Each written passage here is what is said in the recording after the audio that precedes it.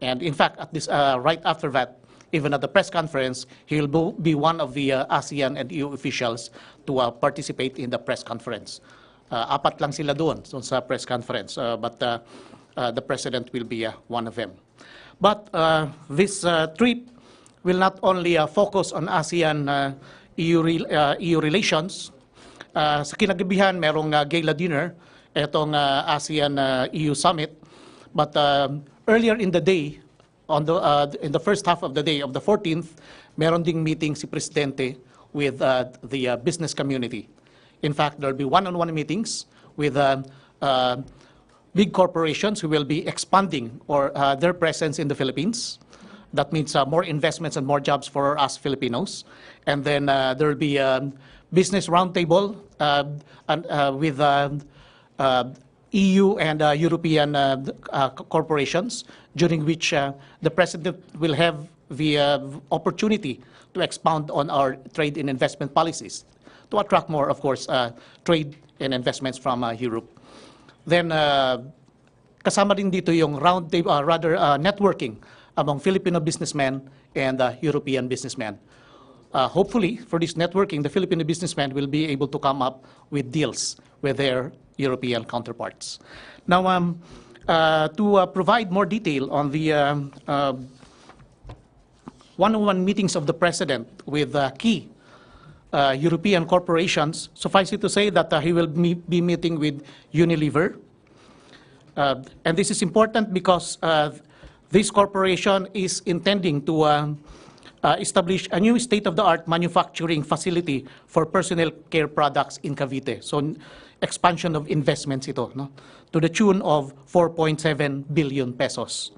Now, it's expected to generate at least 130 projected employment for the Philippines. Now, the 130 new jobs. He's also expected to have a one-on-one meeting with OSEA, the shipbuilding and navigation and logistics company, who are intending to develop a shipyard with an investment of 1.5 billion pesos, and which will create 500 to 600 direct and indirect jobs. No? And then also with Acciona, it's an infrastructure and renewable energy company, which intends to invest in renewable energy sector in the Philippines. Then Simaris, it's wholesale market and international logistics hub, management company or corporation, which intends to develop an agro-logistics at the new Clark City that will build and operate a wholesale market for fresh products with an organized and efficient food supply and value chain. So these are only among the few companies na kakausapin ni Presidente, which we believe will expand investments in the Philippines and therefore generate more jobs. So, but there will also be a meeting with the Filipino community on December 12, 2022. So now on the 13th of December, there will be further meeting with the business sector, but this time with ASEAN and EU themselves within the framework of the ASEAN-EU dialogue partnership relations. No? So the President on December 13, noontime, will participate at the C-suite or the CEO suite luncheon for the EU-ASEAN Business Summit, where he is expected to speak. And then at the same time, he will also participate in the 10th ASEAN-EU Business Summit proper itself, where again, he will be expected to deliver his remarks. So this will be a very busy trip for the President, and we hope that this will redound to a lot of benefits for the Filipino people, not only for ASEAN. There are also expected, we also expect to hold around 10 bilateral meetings on the side, no? With 10 countries. Belgium, he will call on the King of Belgium. And this is important kasi we will be marking the 76th year of the diplomatic relations between the Philippines and Belgium. And at the same time, this intends to expand cooperation between this country, our country, and Belgium in terms of agricultural cooperation and renewable energy. He will also have a bilateral meeting with Estonia, in which we can discuss cyber cooperation and a pending extradition treaty. And then with the Czech Republic, with which we will be celebrating the 50th year of our diplomatic relations. Czech Republic is also important because we have defense cooperation with the Czech Republic, and there are also proposed technology transfers in the realm of defense. Now, he will also have bilateral meetings with Spain, which is again important because they will be the EU Council President at the second half of next year in 2023. And then Spain has just acceded to the Treaty of Amity and Cooperation of ASEAN. Dapat sana nga pipirmahan na during the last summit. No? Kaya lang dinelay muna. No? But the signing will come. Then we have defense cooperation with Spain also, from which we also purchase some heavy lift air transports. Then further bilateral meetings will be held with Denmark, with which we will also celebrate the 75th years of bilateral cooperation. And Denmark is important because we have maritime cooperation with Denmark, as well as shipbuilding cooperation. In fact, there is a shipbuilding facility in Cebu, the Austral Philippines, recently produced a passenger ferry for the Philippines from Cebu. Then other bilateral meetings will be held with Germany, Poland, Finland, the Netherlands, and of course the European Union. With the European Union, it's important because they are a partner as co-coordinators in the ASEAN-EU Commemorative Summit. So mag-uusap yan about the preparations and the way forward for ASEAN-EU relations as well as Philippines-EU relations, including the way forward for the pending Philippine-EU free trade agreement. So I guess I'll stop at this point and open myself to your questions. Yeah, thank you. Maricel Halili from TV5.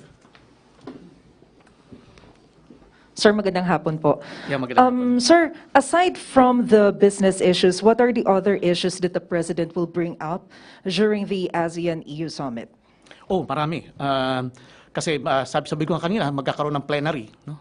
During which, oh my God, this is very big. Not only the 9 ASEAN countries will speak, but also the leaders of the 27 EU countries. So, including the ASEAN Secretariat and the leadership of EU nowadays, probably 38 leaders ang magsasalita. So, the President will carry there all our priorities and concerns. Of course, hindi lang yung concerns ng Pilipinas, but also the concerns natin sa ASEAN. No? But for the Philippines, the important issues are, of course, most important is the post-pandemic recovery. Not only in terms of public health recovery, but also in terms of economic recovery. So diyan papasok ngayon yung issues of energy and food security, the addressing the disruption in the supply chain, and then of course maritime security, digital economy and digital transformation, kasi that's the wave of our future na nakita na natin nung magkaroon ng pandemic. We have been adopting e-commerce, e-delivery and the like, which is a new area of expansion for our economy. And also climate action and biodiversity management and conservation, which is very important for all of us. Of course, MSMEs are further concerns. And of course, kasama dyan din yung discussion of international and regional developments, which includes discussions on the South China Sea, UNCLOS, Ukraine, and other developments around the world. Yeah, thank you. Sir, how about the delegation? Sino po yung makakasama sa Philippine delegation? Hindi pa tapos yung delegation, no? Binubuo pa, no? But suffice it to say that the President will be accompanied by the officials of the Department of Foreign Affairs, as well as of the Department of Trade and Industry, kasi nakita nyo, ang daming business meetings. And yung latest list, nakita namin yung pangalan ni former President Gloria Macapagal Arroyo, si DICT Secretary Jonathan Uy, and also Senator Mark Villar. But hindi pa tapos itong delegation list. Yeah. Salamat po. Thank you. Nestor Corrales, Inquirer. Good afternoon, sir. The European Union early this year flagged the Philippines for deficiencies in local seafaring training and education. Will the President discuss this issue with the European Union, since 50,000 Filipinos working in EU vessels are at risk of losing jobs if the EU imposes ban on Filipino seafarers? Okay, I don't have the details, but that's one of the matters that will be discussed para ma-address na natin yan. Yeah. Thank you. Thank you, sir. Any question from MPC? Ulat Bayan, Radyo Pilipinas. ASec, do we have data po how many Filipinos are there in Brussels po? Oh, I don't have that figure right now, no? Yeah, I'm sorry, I don't have that figure right now. Alright. Sir, you mentioned po kanina yung possible na EU and Philippine free trade agreement. How about po yung ASEAN and EU free trade agreement po? Okay, pareho yan pending, no? Ongoing yung negotiations, but at this point, may mga issues between the two sides na medyo pending pa. So nakatenga yan. In fact, the last we heard was that ASEAN already made its comments on the latest draft. So kumbaga, yung papel ngayon nasa court na ng EU. So we're waiting for their response on this one. Yeah, but napakarami ng issues na nakalagay doon, and we have to make sure that all national interests of the ASEAN member countries, and especially the Philippines for us, would be addressed at hindi naman ma-disadvantage. So we do not have to hurry that up. No, we'd rather have truly advantageous free trade agreement than a hurried one na nasasakripisyo yung interest ng mga Pilipino. Yeah, thank you. And then Suarez, Net25. Hi, sir. Hi. May mga nabanggit po kayong figures kanina regarding dun sa mga pledges, investment, ganyan. Siyempre po inaasahan ng business sectors dito sa atin, especially po yung mga Pilipino, kung how much po ba, meron na ba tayong estimate na kung magkano yung makukuhang may uuwing investment ng Pangulo from the Brussels trip po? Yeah, gaya nga nasabi ko kanina, dito pa lang sa Unilever, we're now looking at 4.7 billion pesos now in investments. And then dito naman sa ASEAN, doon sa shipyard development, 1.5 billion. At ang most important is yung initial employment that may be generated. No? Dito sa Unilever, mga 130. Dito sa sa shipbuilding, 500 to 600 direct and indirect jobs. So yung iba, of course, lahat yan. Pagka may investment, that means employment. No? Wala pang figures yung iba, but there will be. No? Okay, thank you so much. Positive po ba tayo na talagang magpapasok itong mga to? Kasi sabi ng ECOP, yung mga previous na mga investment pledges, yung mga negos and agreements po, hindi naman halos lahat na tutuloy. Yeah, oo. Kasi yung iba ko minsan plano pa lang, di ba? But this one are in the pipeline already. So, thank you. Thank you so much po. Okay. Any question from MPC? Pia Gutierrez, ABS-CBN. Hi, sir. Yes. Sir, nabanggit niyo po na isa sa pag-uusapan yung Ukraine-Russia conflict. So do we expect the ASEAN to at least express stronger support for the EU's position on the Ukraine-Russia conflict, sir? Okay. When it comes to position, ASEAN has its own position in the same way that we have our own position. No? Klaro naman yung position ng ASEAN on that ever since this conflict began. No? We are for the self-restraint of the parties concerned, na sana hindi na mag-escalate further itong bakbakan na ito. And we have expressed serious concern dun sa humanitarian crisis which it generated. And at the same time, we are calling on all parties to go to the negotiating table, no? Para kung pwede, mabigyan na ng peaceful resolution itong conflict na ito. At the same time, ASEAN has always expressed serious concern about the global impact of this conflict, especially economically, in terms of the disruption of the supply chain, energy shortage, food shortage, and also yung shortage of fertilizers and the like. And of course, overall, ang laki ng impact nito sa inflation around the world, which is being felt ng lahat ng bansa, including the Philippines. No? In fact, this is the parang albatross that's dragging down economic growth across all countries. So these are the things na sinabi na ng ASEAN, and this will be reflected dito sa discussions sa coming plenary ng ASEAN and EU. Kung magkatugma man yung posisyon ng EU at ASEAN, nagkatugma lang talaga simply probably because we share a lot of values and we share the same negative impact ng effects of that war. But of course, we are united in in our recognition of the principle of sovereignty, non-aggression, and of course, territorial integrity. Sir, during the summit, will the ASEAN explore the possibility of imposing unilateral sanctions against Russia? Not that we heard of. Salamat, sir. Kasi it's a matter of consensus, di ba? Kahit may ilang countries na gusto, kung merong ayaw or cautious, kasi hindi lang naman sanctions ang possible response diyan. Anyway, sanctions is already here, di ba? It's already being imposed by Western countries. So probably we could explore other actions. Another question from Nestor Corrales. Sir, you mentioned earlier that one of the issues to be discussed during the summit was the South China Sea issue. So will the President seek European support for the Philippines' effort to resolve maritime dispute with China in the South China Sea? And if yes, what particular support will the Philippine government ask from the European Union? Well, at this point, the European has already been supporting the Philippines on the South China Sea, no? Including sa arbitral.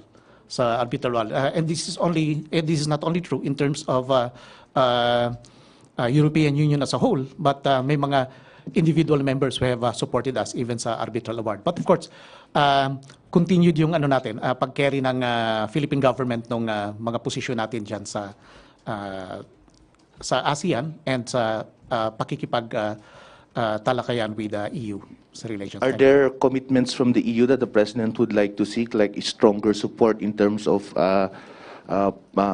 patrol in the disputed sea?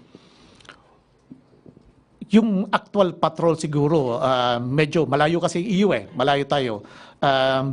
But enough na yun na ang lakas ng pronouncements nila paulit-ulit in support of the Philippines on the issue. Thank you. Arrange mo pa yung actual patrol. We are not discounting that, but of course, malaking undertaking kung sakali.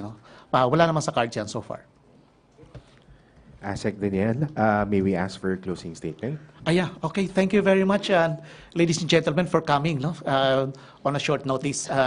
We just gave this briefing so that you would already more or less have an idea of what to cover in the next few days during the progress of this summit. Not only from the perspective of Philippine interest, but also from the perspective of the region.